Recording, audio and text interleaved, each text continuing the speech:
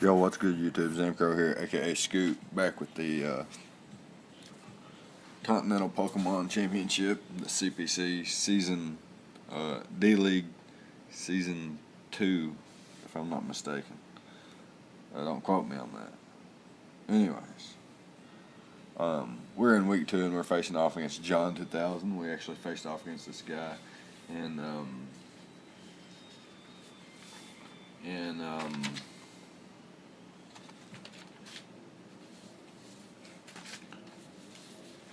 what's it called? I forgot what it's called. The Clan Wars, by hosted with the token minorities and whatnot. Anyways, this is season 2 of the D League. Like I said, wasn't sure of. Confirming that now, and we're again Styx's replacement. So here in week 2, we're facing off against a team with Garchomp, Zapdos, Metagross, Superior, Mega Sharpedo, Piloswine, Snorlax, Tentacruel, Regirock, Avalugg, and Primeape. And of course, our team we inherited is Zygarde 50%, Manaphy, which is a Z-move user. His Z-move user is potentially Garchomp. We have Mega Diancie, Alolan Muck, Cobalion, Crobat, Mesprit, Rotom, Ferroseed, and Incineroar. Regular Rotom, that is. Anyways, we I went into this game actually with the wrong team. I went into this game with a team that was actually supposed to be used in a future game, but nonetheless, there were some similarities that I looked for in the match, and I was able to find some from team to team, is what I mean. Didn't mean for that to rhyme. But yeah, what I was saying is, like, I looked at the team very in depth. I asked my opponent to wait a minute.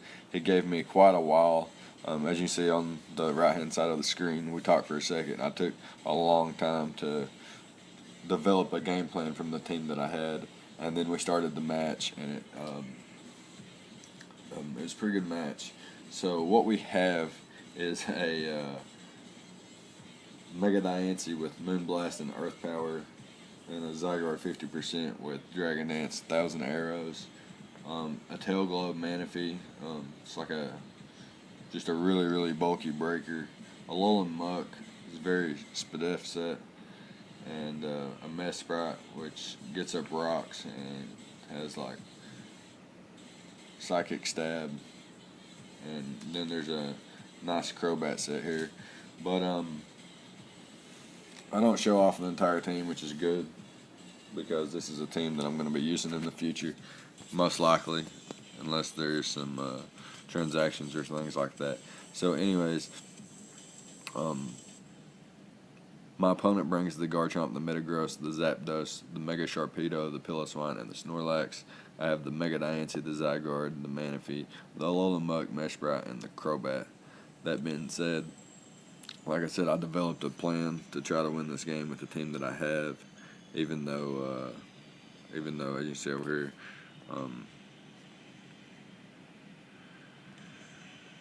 Styx had built up to week 4, and I accidentally brought one of the teams from either week 1, 3, or 4, and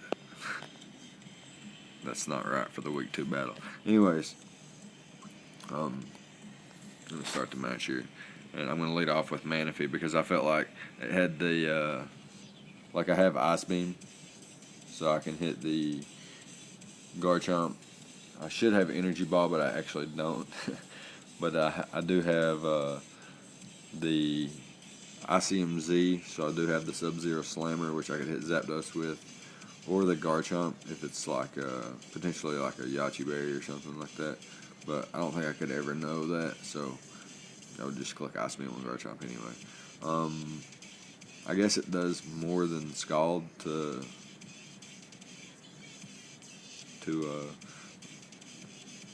Mega Sharpedo, and that's pretty much it. Basically, just click Scald against everything else. But yeah, I let it with Manaphy because, like I said, it can take a couple hits. It's a big, bulky breaker. Not big, but it's a bulky breaker.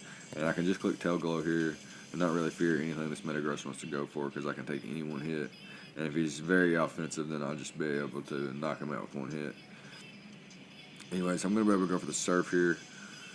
and he switches out to a Snorlax and takes 50%. I'm going to go for the Surf again. I get the 51% roll that time, so I got a roll. I don't know if I got a low roll the first time or not. I didn't calc or anything like that. I didn't want him to actually go for like a Banded Earthquake or anything like this, and if he locked himself in the Earthquake, then I could just double out into Mega Diancie. Unfortunately, he is actually going to be able to get the Confuse here, so he will be able to switch out. And I'm actually going to make the play of going for the Earth Power, predicting the Metagross to come in. It's actually going to bite me in the ass because he actually goes into the Piloswine, and I'm not going to quite be able to knock him out here. And I'm going to predict him to set up his rocks, predicting me to switch out. But that's a play that actually bites me in the butt because he doesn't predict rocks or anything. He doesn't predict me to switch out and go for rocks. He just makes the right play and just clicks the Earthquake, knocks out my Diancie. But I bring in my Manaphy and I scare him out. So that's really good because Piloswine could be, well, I guess it couldn't really. I guess actually it would have been better if he stayed in because it's like it can get that chip damage on my Zygarde with like an Ice Shard or something like that. But he goes into Zapdos, it takes the Surf. So I know from the damage that Surf does, I know that Sub-Zero Slammer will knock him out. So I'm just going to click my Z move here. And I don't really care if he sacks something there because I can just go for the Surf or the Ice Beam later. And potentially set up on like a Metagross if he brought that in. So now he brings in the Garchomp. He's going to predict me to switch out, but I'm actually just going to stay in and go for the Ice Beam this turn. And he goes into the Metagross, doubles out to the Metagross. I don't know if he was predicting me to switch out there or if he was just scouting to see if I would go straight for the Ice Beam or what. But yeah, he goes out to the Metagross, and I've already shown that I can take less than half from a Zen Headbutt, so I don't mind to just set up a Tail Glow in front of him. As he actually opts to set up his rocks here. So I'm actually going to be able to get off a big Surf. And he lives. So unfortunate. So he gets a little bit more chip damage. And I'm going to be able to knock him out with the next Surf. But now I'm in range for Garchomp to kill me one hit. But I'm going to keep Manaphy because it's my guaranteed kills Piloswine or Piloswine in one hit. I switch out to my Mesh Sprite here as he goes for the Dragon Claw. And at this point I'm thinking he's Choice Scarf. So I bring in my Crobat, and I want to confirm if he's Choice Scarf or not. So I'm just going to click the Brave Bird. And if he's Choice Scarf, what that allows me to do is go out into my Muck and then knock him off. And then if I knock off his item, then he could potentially be slower than my Zygarde and potentially my Manaphy as well. And let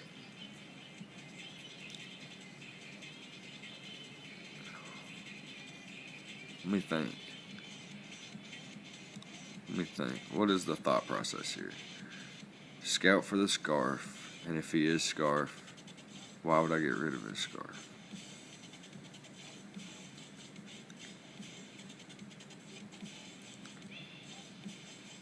Why was that the thought process? I'm not sure why that's the thought process right here, but that was my thought process. Scout for the Scarf. If he reveals Scarf, I'm actually going to go down to the Brave Bird, the Recoil, and the Rough Skin damage there. Bring in my Muck, and my play is to click Knock Off here. He goes out into the Piloswine, loses his Violet, which was probably predicted. He goes back into his Garchomp, so if he goes for the Earthquake and knocks out my Manaphy, now I can bring my Zygarde in, and what he has to do is he's got one of two plays. He's confirmed Choice Scarf, so I know he's Choice Scarf. I can take 2 Earthquakes and have 20% left, or close to it anyway. And I could set up 2 Dragon Dances, or I could set up a Dragon Dance as he switches out to the Mega Sharpedo, and then he could potentially protect with Ice Fang. He could get the speed boost. And then there's Mind Games and stuff like that. There's Extreme Speed mind Games with the Sharpedo. But I think 100% my play is to click Dragon Dance here as he's locked in the Earthquake, and I know he can't knock me out. And I can gauge the damage. And he does get the 42% roll, so I know he can't knock me out with the next one.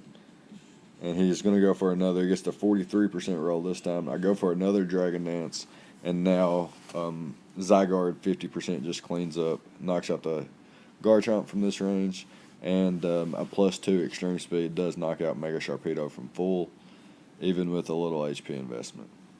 I put like 40 EVs in or something like that, and it does still knock him out. And I don't expect him to have any more than that, and I don't expect him to live anyway. So yeah, that's going to be a good game to John 2003. Zygarde just pulling through there, and it was the initial win condition. Like Manaphy, I just wanted to break it. That's why I led with Manaphy, was to break his team a little bit down. Maybe pick off some things with Crobat and Mega Diancie, and then eventually set up with Zygarde and just win the game, as he did have only one way to really check it, and he actually had to get me low anyways so that actually Piloswine could revenge kill me that way. Otherwise, I do take one Ice Shard and knock out the Piloswine as well. And I guess that was really the only threat. I mean, Metagross drops to the 1,000 arrows. Zapdos does to, I mean, if I get up high enough, and especially after rocks, if I'd have got rocks up and stuff like that,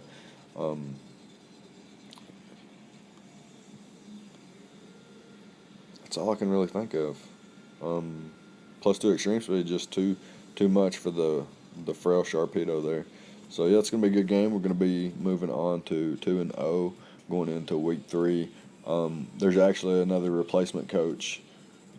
North moved up to replace somebody in the major league, and then another coach left. So Gypsy King has filled in his spot in the majors. So the majors got a little change up there with North and Gypsy coming in, and then Miners, the replacement for North, is actually going to be Phantom Base, aka Tyler. So look forward to some of that. If you don't know these guys, go check them out. And yeah, if you like this battle, leave a like, comment, subscribe, all the good stuff, and I'll see you guys next time. Thank you for watching.